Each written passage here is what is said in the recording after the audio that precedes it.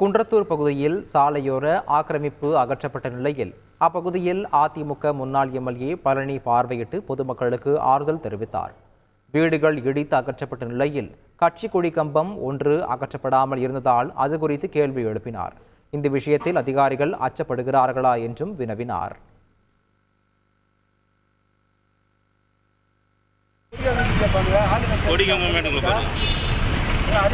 ஆட்சிக்கு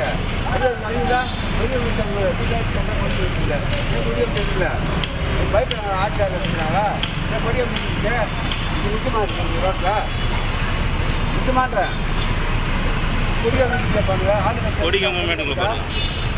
அறிவுலேருந்து ஆட்சிக்கு அது அறிவுதான் கொடியை முடிச்சாங்க கொடியை தெரியல பயப்படுறாங்க ஆட்சியாக இருக்கிறாங்களா கொடியை முடிச்சுட்டு முக்கியமாக இருக்கு ரோட்டில் முக்கியமான்றேன்.